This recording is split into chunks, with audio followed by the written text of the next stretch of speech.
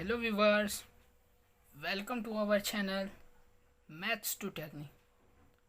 तो आज हम करने जा रहे हैं एक्सरसाइज 2.1 चैप्टर 2 क्लास 9।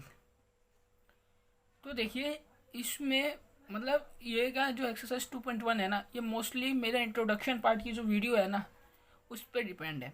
मतलब अगर आपने मेरे इंट्रोडक्शन पार्ट को करा है तो आप इसे ईजिली वे में कर लेंगे आराम से, आपको कोई दिक्कत नहीं होगी और ना ही मेरी वीडियो की आपको ज़रूरत पड़ेगी। पर अगर आपने नहीं देखा तो मैं आपको लिंक दे दूंगा, जब तक आप ये देखें। देखिए इसमें क्या लिखा हुआ है, which of the following expression are polynomial in one variable and which are not, state your answer. State your answer का मतलब है अपने आंसर का रीज़न दो। तो रीज़न तो इसको क्वेश्चन से ही हमें मिल जाएगा। देखिए क्या है, उसने क्या कहा कि इसमें से जितने भी पोलिनोमियल हैं वो वन वेरिएबल के कौन कौन से हैं और कौन नहीं है। तो जो वन वेरिएबल हैं वो तो यस हो जाएंगे और जो नहीं है वो नहीं हो जाएंगे।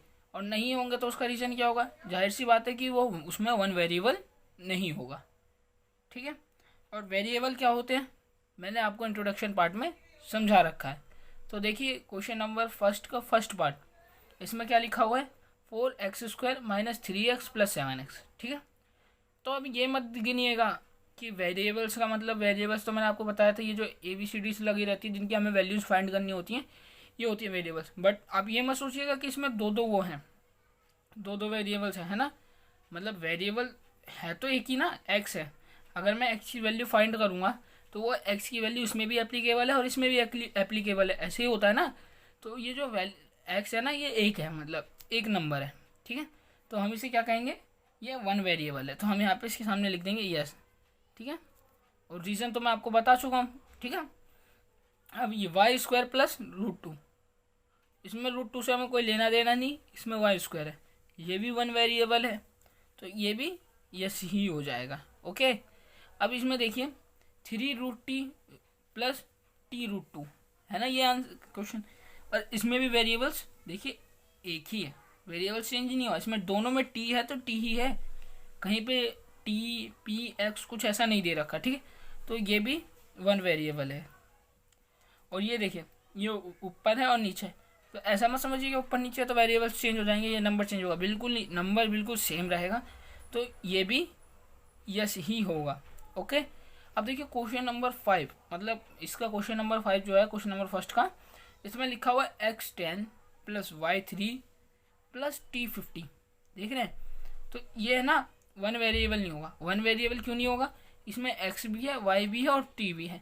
मतलब जो वैल्यूज़ है ना, मतलब एक्स वाई टी की, एक्स वाई टी लिखने का मेन रीज़न पता है क्या होता है, कि इनकी वैल्यूज़ हमेशा हमें डिफर मिलेगी। अगर x की वैल्यू 3 है ना तो इसकी 5 मिलेगी, तो मतलब ये पहली वैसे ही अलग होगा ये एक्स वाई टी। तो ये वन वेरिएबल नहीं, ये 3 वेरिएबल्स है। ठीक है, तो इसको हम नो कहेंगे। ओके, तो हम बढ़ते हैं अपने क्वेश्चन नंबर सेकंड पे।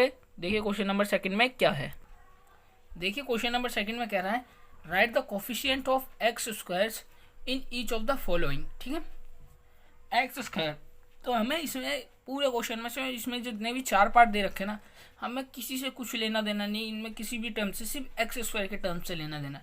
ठीक है, तो x² के हमें कोफिशिएंट लिखने, और कोफिशिएंट मैंने क्या बताया था, जो x² है ना, मतलब x² का कोई भी वेरिएबल के साथ जो नंबर होता है ना, कोई भी वेरिएबल्स के साथ जो नंबर होता है वो उसका कोफिशिएंट होता है, न्यूमेरिकल टर्म। ठीक है, तो देखिए इसमें क्या लिखा हुआ है, x² की इधर नहीं है कुछ, मतलब हम 1 मानते हैं तो 1 लिख देंगे। ओके, ये हो जाएगा।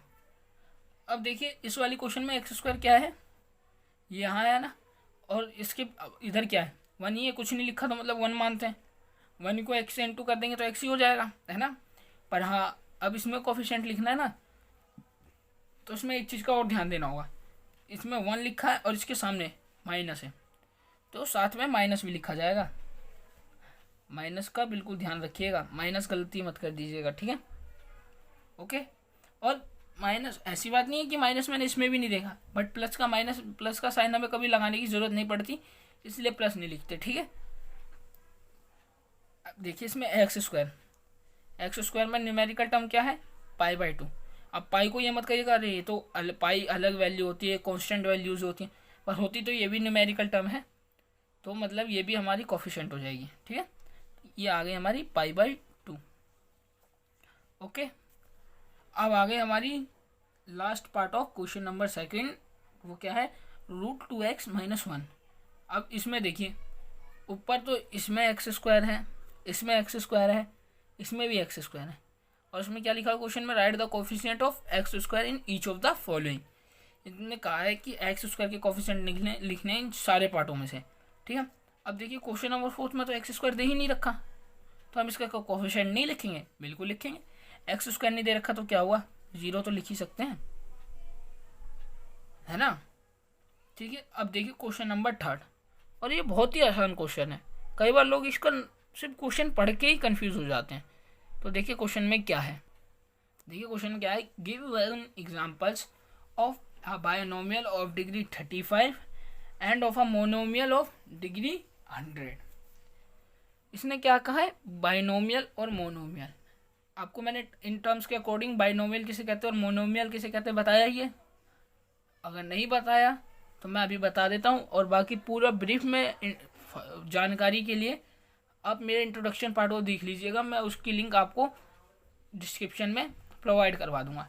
तो देखिए क्या लिखा हुआ, give one example of each binomial of degree 35 and monomial of degree 100। तो बायनोमियल के लिए क्या होगा, बायनोमियल होता है जिसमें 2 टर्म्स पाए जाते हैं, तो इसमें हम क्या कर देंगे, 3x + 2, बस इतना लिख देंगे, तो ये हो गया बायनोमियल। और हमें क्या लिखना था, डिग्री 100, मतलब सॉरी डिग्री 35।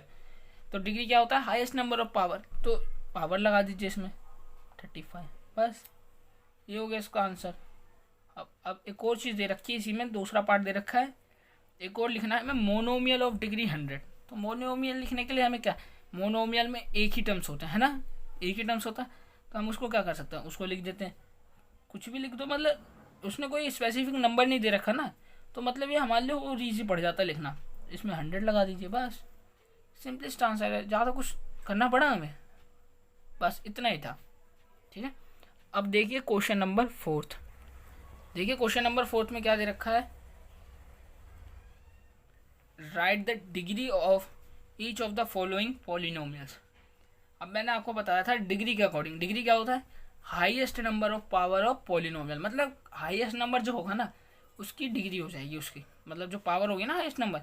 जैसे हम इसमें देखें x है, तो x पे कुछ नहीं है, तो मतलब इसकी पावर क्या है 1, ये 2 है और ये 3 है, तो highest number of power known as degree of polynomial, आपको पता ही होगा, तो इसकी डिग्री क्या हो जाएगी 3।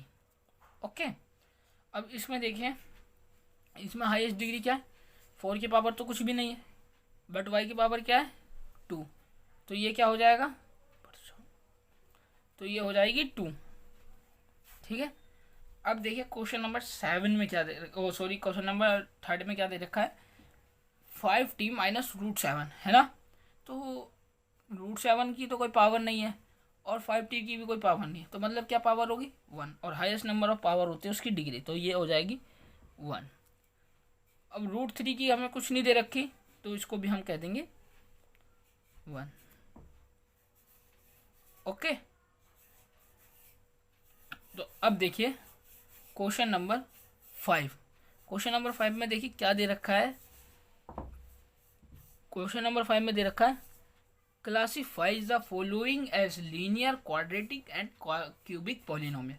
अब आपको मैंने इंट्रोडक्शन पार्ट में समझाया था कि क्यूबिक किसे कहते हैं, इन डिग्री के अकॉर्डिंग बोला जाता है, जिसकी डिग्री 1 होती है उसको लीनियर बोला जाता है, जिसकी डिग्री 2 होती है उसे क्वाड्रेटिक, और जिसकी डिग्री 3 होती है उसे क्यूबिक बोला जाता है। तो क्वेश्चन नंबर जो 5 है उसमें हमें पूछा गया classify the following as linear, quadratic and cubic polynomial. हमें इसमें से मतलब छांटने हैं कि इसमें से क्यूबिक कौन सा है, क्वाड्रेटिक कौन सा है और लीनियर कौन सा है। तो देखिए शुरू करते हैं। पार्ट फर्स्ट में क्या दे रखा है, x² + x। अब मैंने क्या बताया, जिसकी डिग्री 2 हो वो क्वाड्रेटिक होता है, और जिसकी 3 हो वो क्यूबिक, और जिसकी 1 हो उसे लीनियर बोलते हैं। तो उसकी डिग्री देखिए क्या है 2, है ना, तो ये हो जाएगा क्वाड्रेटिक। ठीक है, ये हो जाएगा क्वाड्रेटिक पॉलिनोमियल। ओके, अब आ गया हमारा क्वेश्चन नंबर मतलब पार्ट सेकंड। इसमें है x माइनस एक्स क्यूब। इसकी हाईएस्ट डिग्री क्या हो गई 3, और 3 को हम क्या बोलते हैं क्यूब। अब क्यूब का मतलब सिंपल याद रखने का, क्यूब का मतलब क्यूबिक। ओके, तो ये हो जाएगा cubic. y plus y square plus 4। इस क्वेश्चन में आप ये मत देखिएगा कि इतना बड़ा टर्म्स हो गया, इसमें दो दो थे ये थे, ऐसा कुछ नहीं है। बस हाईएस्ट नंबर ऑफ पावर देख लीजिए, अगर पावर के अकॉर्डिंग करना है तो हाईएस्ट नंबर ऑफ पावर क्या आ रही है 2।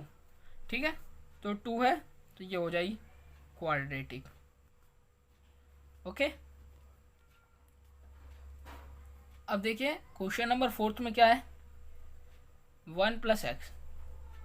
अब ध्यान से देखिए 1 प्लस एक्स में क्या कोई पावर है, नहीं है ना, सिंगल है, मतलब इसके ऊपर 1 पावर है। अगर कुछ नहीं है तो 1 है, तो हम इसको क्या लिखेंगे लीनियर। ठीक है, अब देखिए 3t में भी कोई पावर है बिल्कुल नहीं, इसमें भी देखिए इसमें कोई पावर तो है नहीं, तो ये क्या हो जाएगा 3t भी लीनियर हो जाएगा, लीनियर पॉलिनोमियल। ओके, अब देखिए क्वेश्चन नंबर 6, इसमें क्या दे रखा है आर स्क्वायर। इसकी पावर क्या है 2, तो ठीक है, तो 2 क्या होता है, जिसमें 2 होता है उसको कहते हैं हम क्वाड्रेटिक पॉलिनोमियल। ओके, तो ये क्वाड्रेटिक है।